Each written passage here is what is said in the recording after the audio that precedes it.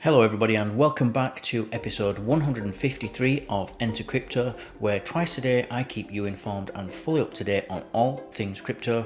If that sounds like something you'd be interested in, then subscribe to the channel now. I put out a new video every 12 hours. So the story I've got for you at the moment is from Cointelegraph's Future of Money. It's written by Ezra Reguera and it's titled Crypto Projects Respond to Privacy Coin Ban in Dubai.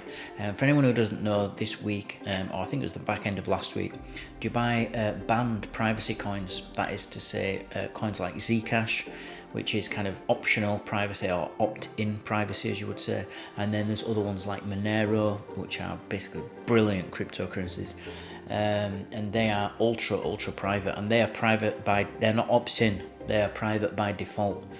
So I would imagine Zcash may get a pass on this. I'm not sure when it comes to the Dubai government, but Monero is definitely going to be out of the question, as far as they're going to be concerned. But let's jump into the article and we'll see what happens.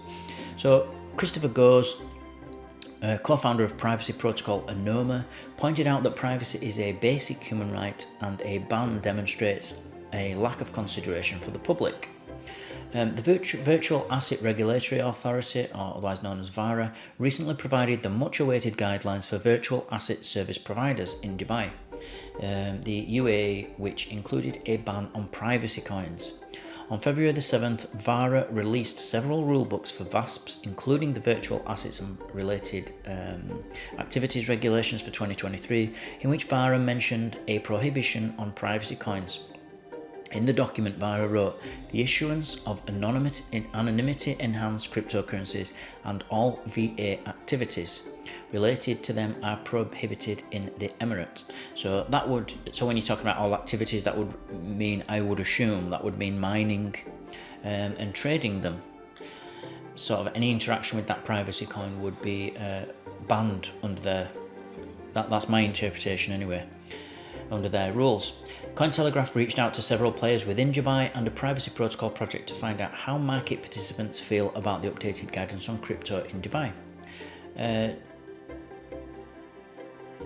So effects of the ban on privacy coin issuance and activities. According to Khaled Moharrem, president of the Middle East at blockchain-based payments ecosystem WadzPay, the news did not come as a surprise because other regions have made similar indications. Moharrem told Cointelegraph that while more time is needed to fully assess the implications of the new development, their initial assessment shows that issuance will be banned, he explained. At the end of the day, money, whether physical or digital, does require some degree of traceability. While there was an incorrect bias that digital currencies such as Bitcoin and Ethereum are untraceable, this was not actually the case. He added that this is the reason why their crypto payments company implements Know Your Customer and anti-money laundering measures, otherwise known as KYC and AML, which ensure that funds are not used for illicit purposes. Moharrem also noted that their firm welcomes the guidelines from VARA. He pointed out that while this may eliminate a small segment of digital currencies, it confirms the legitimacy of other digital currencies like Bitcoin and Ether.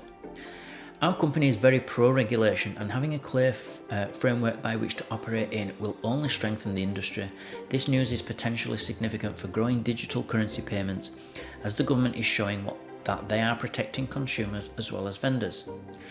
The executive also highlighted that while the privacy coins may be impacted, the effects will not be fatal. "I don't think these projects will entirely die off, as the ban isn't international," he said. However, Moharrem recognised that availability and distribution will be limited within the local market. Sakar Erekat, co-founder of Crypto Oasis, a venture-building company that assists the local crypto ecosystem through various services, echoed some of the sentiments expressed by Moharrem. Erekat told Cointelegraph that privacy coins are inherently different from Bitcoin and ETH, where transactions can be traced by providing provenance, he explained. Think of privacy coins as you would think of US dollar bills that have nearly been passed from one person to the next, making it impossible to track their owner. This presents a unique challenge, as allowing them may enable illicit trade. As for those who may be affected by the rules, ERECAT suggested that the effect may be minimal. According to the executive, their latest available data show that within the over 1,000 projects supported by Crypto Oasis, they have not yet encountered any privacy projects being launched. You've got to remember, guys, that cash has been around since forever, and cash is untraceable almost. I know that you've got obviously every note has a serial number, but coins don't. You know, £1 coins and €1 and €2, dollars and dimes. They don't have dollars not actually coins, are they? But dimes and quarters, they're also coins, so they're not traced. Cash is, if I give somebody £10 now, or €10 or $10 in the form of a note, a cash note, that's very private. Nobody knows that I've done that, and if the person wants to give me it back, they can, and nobody's going to know except me and the receiver, the other person. So cash is very private, and there's nothing wrong with money being private. In fact, it's almost essential, because you need it for fungibility. You know, for every note, every €10 or $10 note that's in circulation, it needs to be the same as the next one.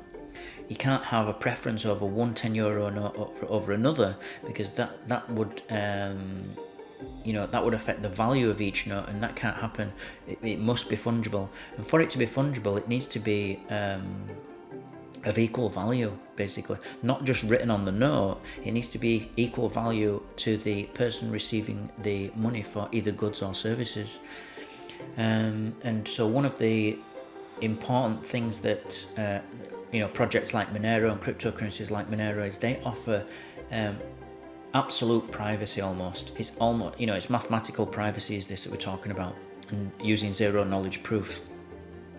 That means that it is incredibly difficult to trace,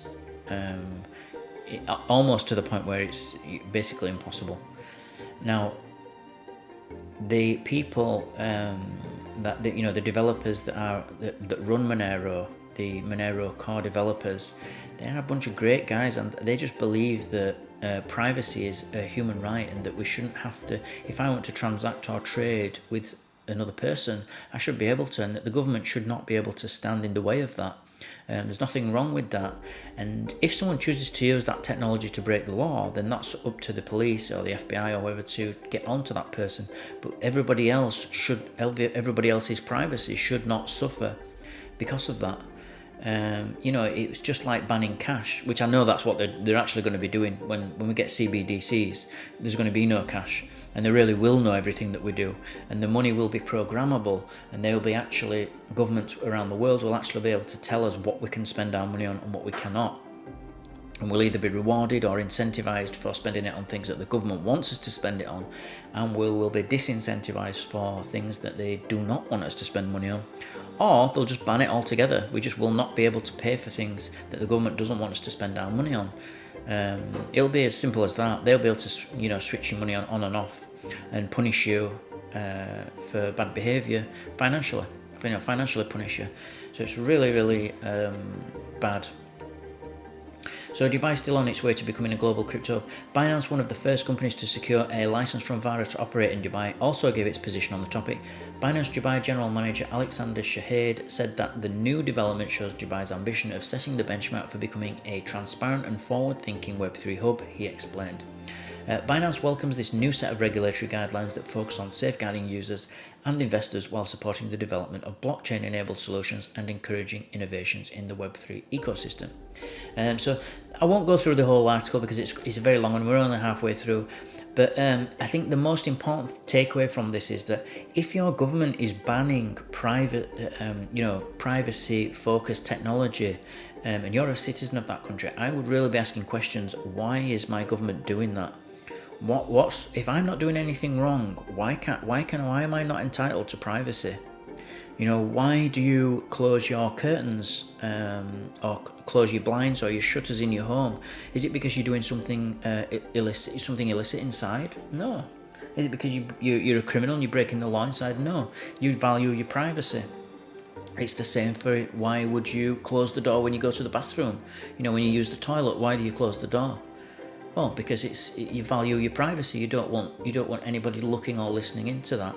And money's the same. You know, you've got a right to financial privacy, in my opinion, to be able to do what you want with your money. If you're not doing anything wrong, then why can't you do that?